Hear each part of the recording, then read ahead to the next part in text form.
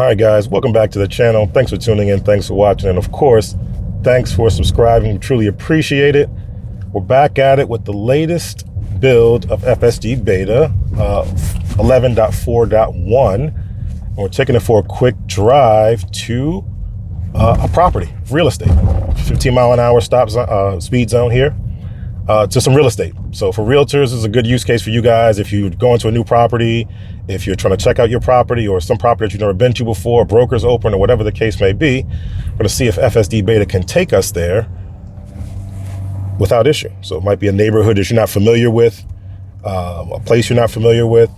FSD Beta is going to need to figure something out here. It's obviously slowing down here. I'm going to flag that.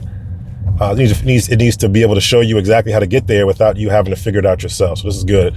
I see a lot of realtors out there looking for properties, driving around, trying to get there, not really knowing how to follow direction on their GPS.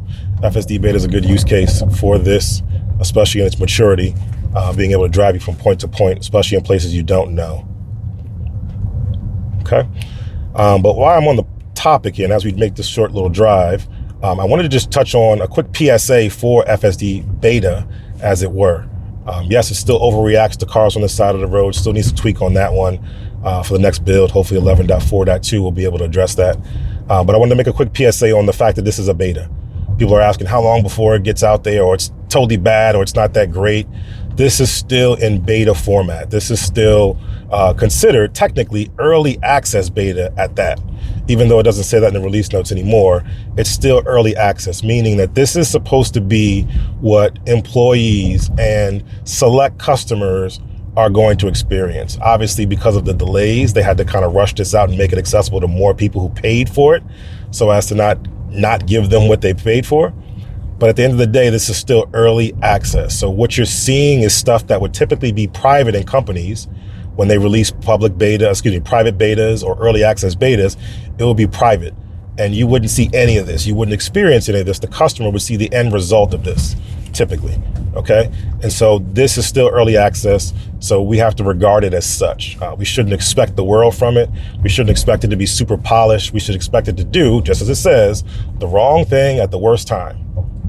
That's what the early access component of it is, and it is still in beta. So it's going to be in this state for a while until it gets to a certain level of safety and confidence and decision making that it gets better and it can proceed past the early access designation and get to proper beta as it tries to maneuver around this car very methodically. Okay, people impatient, blowing, whatever the case may be. I'm not concerned about that, but just keep that in mind when you drive with this, when you use this, if you have it, or if you're watching videos. It's very much an early access. It's not the full-blown public beta, so to speak, or public release candidate beta or anything like that. It's still early access, even though they don't call it explicitly anymore, early access in the release notes, okay?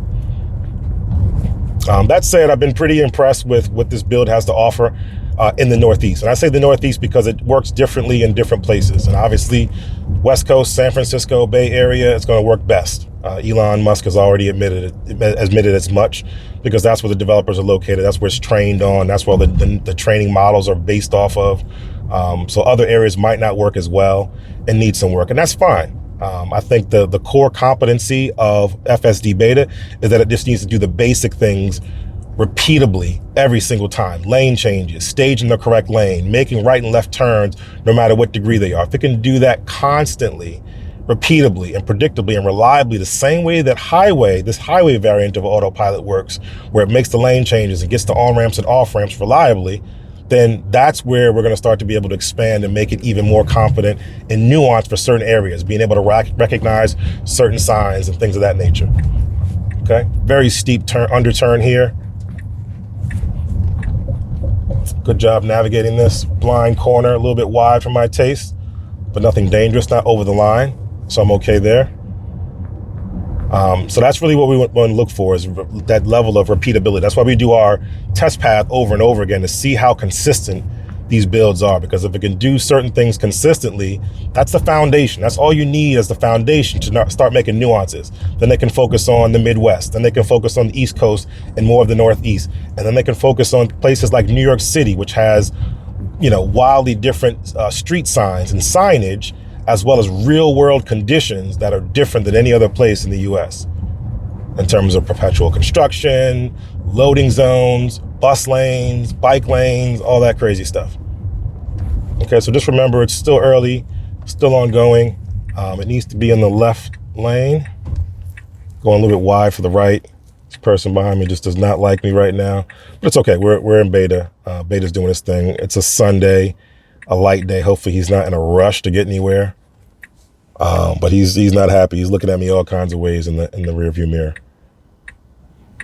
All right, but yeah, so that's what we're looking for, that consistency, and just that predictability from it. And that's going to build confidence. Okay.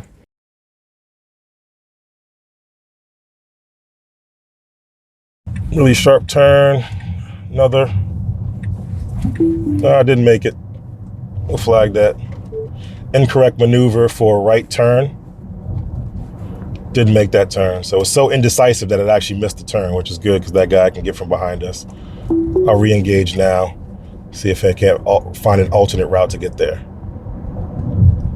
And again, from me starting this video, I was talking about realtors and people who are in real estate, investors, builders, whatever the case may be, going to new properties. Again, the polished version, the more refined version is also a good use case for this. Maybe not so much now, depending on how it drives and how it performs, but in a more refined use case, that's a really good way for FSD to provide value, is to get you to places, get you to properties that you're not familiar with, that you've never been to, in a more relaxing manner. Pretty sharp turn here, might need to take over. Very sharp to that curb. Okay, good job. Good job taking that one. Cyclist here, goes around him, no issue. But a good job taking that sharp turn. That was a really sharp turn. Was a little bit nervous, but I'm glad that FSD was able to handle it. And again, doesn't have to be perfect right now. It just needs to be good today, better tomorrow, one day at a time, one build at a time, and get there. So if it can make that turn and do the maneuver competently, that's fine. It's doing it very methodically. Okay, needs to be better. Can do it smoother, can do it faster, etc. Doesn't want to get around this car, stays behind this car. The proper maneuver would be to get into the lane to pass this car, but it wants to stay here. So this is the methodical nature of where FSD Beta is right now, how it's thinking. Don't go around this car, stay in this lane. Now it decides to go around the car at the last minute on a red light. I'm gonna have to take this one, unfortunately, and go the wrong way. Tried to run the yellow light, did not make it. Was gonna run the red light, had to take over. So this area is causing some problems for FSD Beta. Not sure what the issue is here. I'm gonna go ahead and keep letting it do its own thing. But yeah, definitely didn't time that right. I guess it hears me. It kind of hears me talking maybe. All right, let's see. Let's let it take its time here, make the right maneuver. But it decided to go at the last minute to get around that car, yellow light, and it didn't make it past the yellow, it was in the red. And instead of me just going straight, I'm gonna give it some acceleration here because it's not really doing the right thing.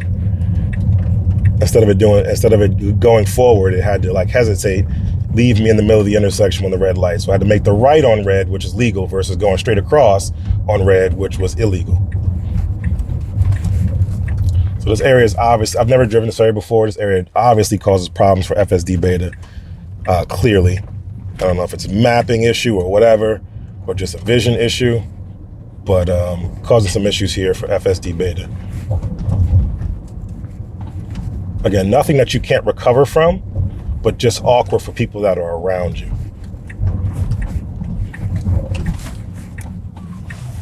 This guy, he goes all the way around, making the widest turn, and then looks at me funny. Sorry, FSD Beta, you were doing the right thing. All right, and we're off. Okay, so now that we're out of that little predicament, this should yield a little bit better, just because they're more straight highway type roads. Let's see what happens.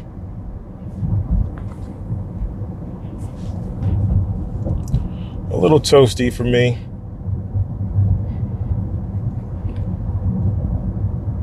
But definitely one of the biggest issues that I see right now with this particular build. It's really good, by the way, but one of the issues I see is the overreaction of things, specifically when you have a 2-lane or multi-lane road where the division is not a median, but rather a yellow line. You get a situation where the car reacts to cars on the other side of the yellow line. I mentioned that in the first initial impressions video as well. It's just been consistent ever since, to the point where it can get a little awkward. Never comes to a complete stop, but definitely does slow down significantly for things it shouldn't slow down. And I also mentioned in that last video that it slows down for things or reacts to things that you don't think it should, and doesn't always react to things that you would expect it to. Right, so it saw the car making that wide turn. I saw the car making that wide turn to that last street, that white Audi, and it didn't decide to maneuver over in advance of it turning. It waited to the last minute, almost came to a complete stop, and then tried to maneuver around it. So that's not the right behavior. What we really want from these cars to be better than a human is to use its capabilities to do things in a manner that a human would not be able to, meaning think in advance or anticipate in advance what people and other cars are going to do and react accordingly, but well in advance, not at the last minute.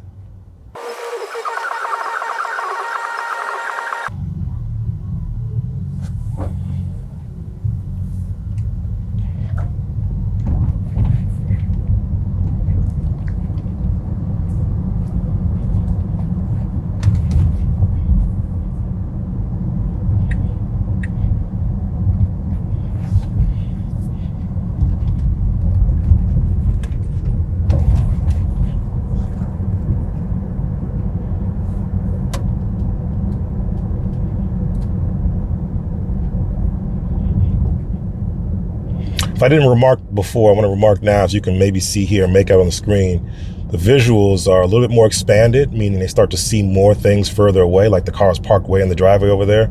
And they're a little bit sharper, a little bit more crisp. I think I said that part the last time, but just to reiterate that. So that's definitely a good thing. Confidence inspiring, that to know what the car is actually seeing.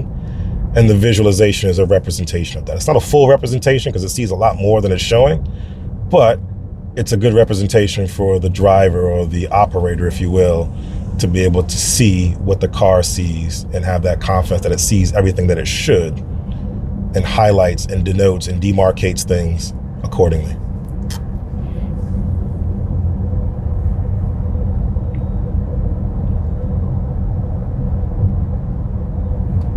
See, a little overreaction, see? Person going to their car, overreaction. I'll flag that one. Just because it was an overreaction. Hard braking, emergency alert sounds, that was unnecessary. The person was going to their car. If anything, it should have started to slow a little bit. And then from there, it should have reacted based on what he was going to do. If they saw him go to his car, it continues straight, accelerates. If he saw him try to jump across the street, it can come to a complete emergency stop at that point. But just because he's there, it shouldn't give me that level of warning. It should also be slowing down faster for this car. See that? It waited to the last minute as opposed to slowing down faster. I knew that car was going to turn. It had its turn signal on. I knew it was slowing down. It had its brake lights on. That's what we want to start to see from these systems, is for it to see in advance and react in advance of what a human would actually do. So I'll start to call that out a little bit more. What myself, I'll just say me, what I would do and what a human would do. Don't slow down for this car. Keep going. We have the right of way. They have a yield sign. Good job. Don't overreact to these cars turning out because they're turning out a little bit wide. Good job.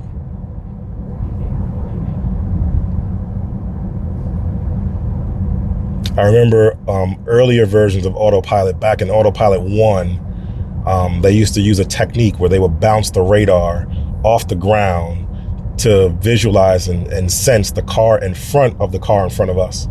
And they were able to visualize that. I thought that was pretty cool. Would love for them to bring something like that back. Right now, it only shows the car that's directly in front of us that it can see. And if that car, like you see it right now, is blocking, visually obscuring that car in front of us, it doesn't show a car in front of that car, and therefore can't react if that car puts on its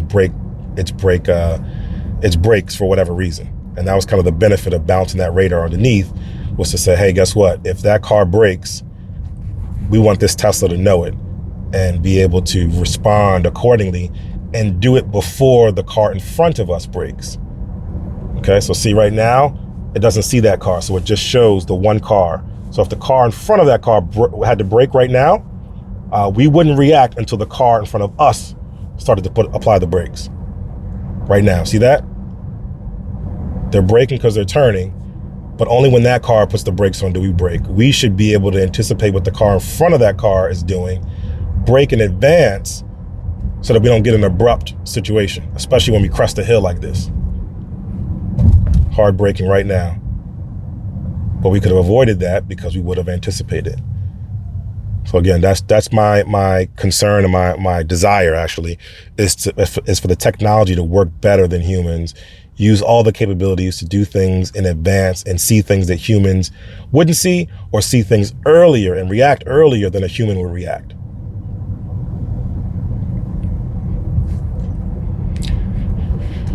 All right.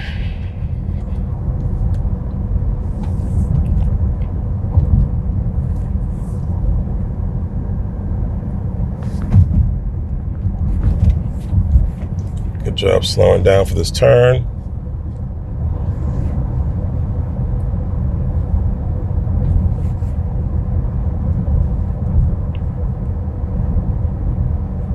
Slow down now. Slow down now. So it's not a hard stop. We know all the cars are piled up here. We can see them. Give me a smoother stop. It's a smooth stop, but it could have been smoother if it slowed down a little bit sooner.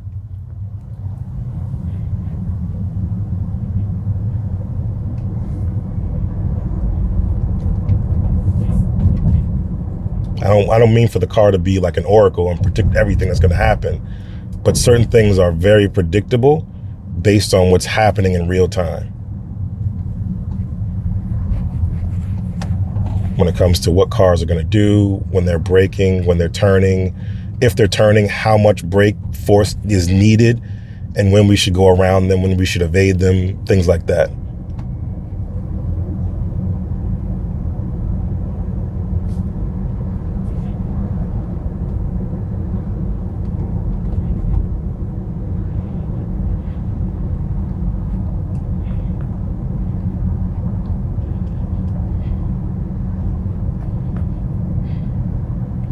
I've never been this way. I've never been to this particular property we're going to.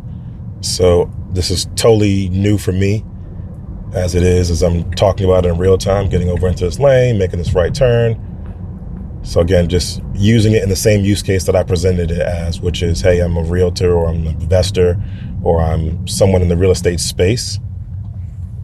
Good job waiting for this car and then going. And I need to get to a property that I've never been to before. Lots of realtors I know have Teslas. This will be a great opportunity for them to leverage that technology for something that's work related. Maybe justify the cost against their business. I don't know, however they do it. I'm not an accountant. Don't use my words, just throwing some ideas out there.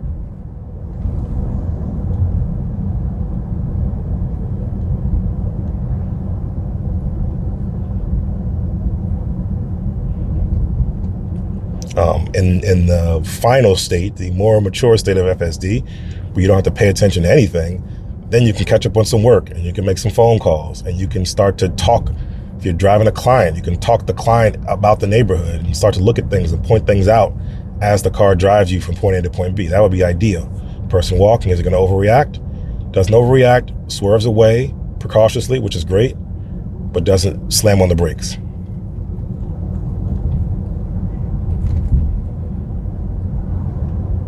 I think that's going to be the real value add of FSD, is when you can focus on other things, multitask, send out some emails, get some work done, etc., while the car drives you from point A to point B. That's where FSD, autonomy in general, is valuable.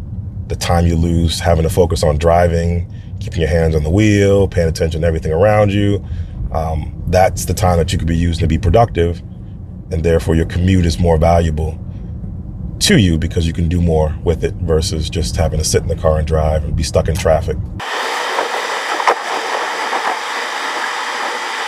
See, it can go around this car. It's going to choose not to. It's going to stay here. Other cars are going to start to pass us.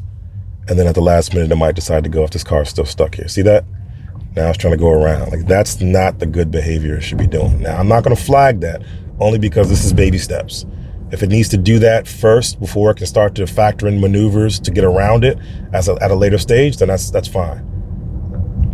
But that's not the way that humans drive. That's not the way that the car should drive if there's space to go around and there's not a dedicated parking lane or bike lane there where an incident could happen. Look at these visuals. Look how deep. Look at each street that we're passing. We're starting to see down those streets a little bit to see what's going on down there, which is pretty cool.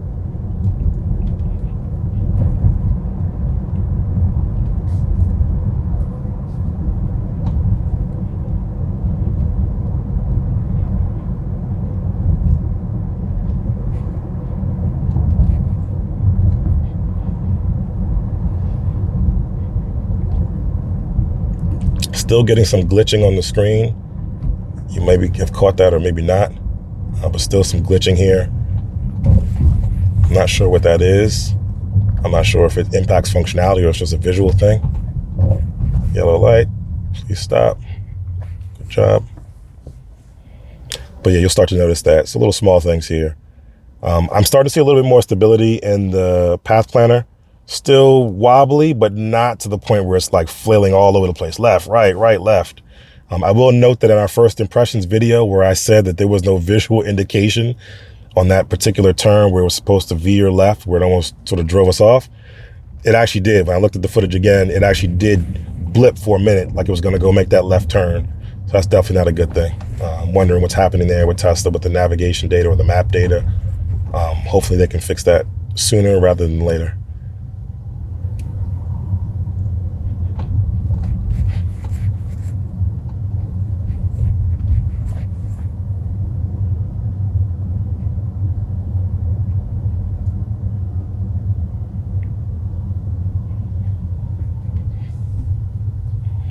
Pedestrians, so you didn't anticipate these pedestrians. Did not stop for pedestrians crossing.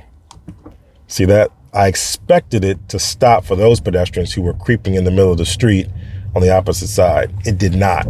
But the person who was going to their car, it slammed on the brakes pretty aggressively. So again, just see that? Now he's slowing down. Now it's slowing down. See that? It doesn't know what he wants to do, so it slows down aggressively. But the people who were staging to cross the street, it just was going to run right past them, not run them over, but run right past them without stopping for them. So again, just a little bit of a mixed bag situation here, but it is fairly consistent, right? So if I'm driving and I know that, and I'm riding the car and I say, oh, I see pedestrians going to cross, I don't think the car is going to stop. I can stop just like I did, disengage, let them cross. I don't have to just sit there and wait for the car to do what it's going to do or freak out. But also if I see someone creeping towards their car, indecisively wandering into the street, I should be prepared to take over with some accelerator because I know that's what they do. That's what the car is doing right now. It's the behavior that it's exhibiting.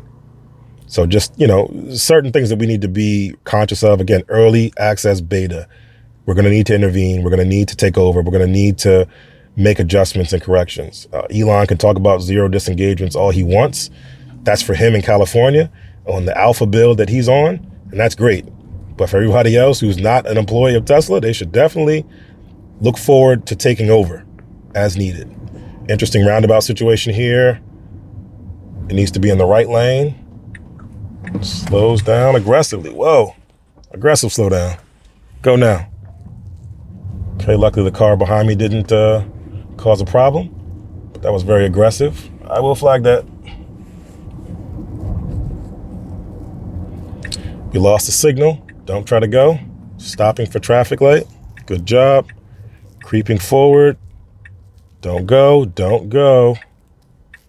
Let me try to coach the car through this. See what happens. See if it actually listens to me.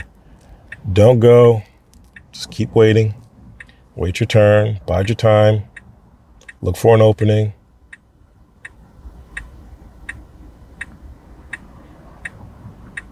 Not yet. After this third car, then we can go. Or maybe not. All right, I'm gonna let it stay here. I'd actually try to go. I'm gonna go too, because I'm already out here. That was an accidental disengagement. Accidental disengagement for yoke. I tried to brace my hand on the wheel, on the yoke, and it disengaged by accident when it tried to make the maneuver to go at the last minute. Again, waited at the last minute. As soon as the light turned red, it has to go if it's out in the intersection, so it can clear the intersection for the other traffic.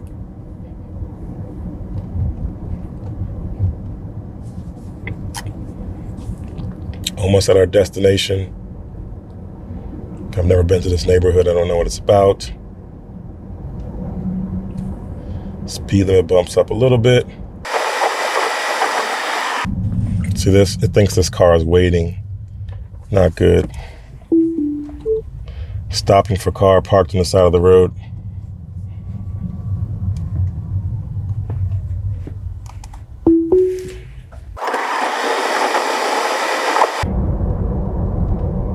This car's backing out. Didn't slow down for that car, but that car was backing out. Could have definitely avoided that one.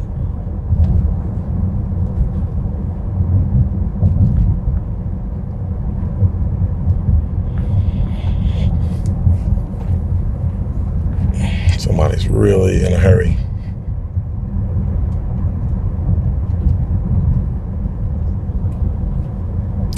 This camera is not an indicator, but he's really on my backside. Not sure why.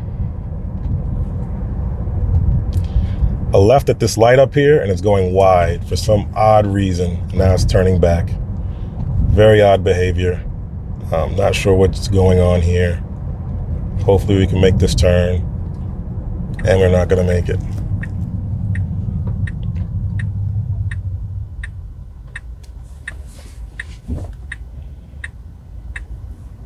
I think once we get to a point where everybody's driving an autonomous car, the demeanor on the road will be so much different. Everyone will have road rage. Everyone won't be trying to speed everywhere. Everyone won't be so aggressive. I think everybody will be, the society as a whole would just be a lot more calm and chill. We're not dealing with the rigors of driving. Now, again, you can drive if you want to, but if you don't have to, some of the people who are prone to road rage might be able to chill out and relax a little bit and not be so aggressive in their overall lives. I know some people use driving as a stress relief. I'm one of them. So I definitely will appreciate driving, but for those who use it as a stress reliever and also use it to take out their rage, that's a whole nother situation. A little herky turn, twitchy turn, no worries. All right, we got to speed up here. The speed limit is 35. Don't wait till you get this close. I'd love for them to increase the distance in which they can acknowledge a speed limit sign. I think that would even help the NHTSA situation as well. It was used to be after it passed, a few seconds after it passed. Now with the NHTSA regulation, it's like right as it passed the sign. I would love for it to pass 10 feet before it hits the sign or something like that, 20 feet before it hits the sign, if at all possible. Very slow to take off. Had to give it a little bit of accelerator.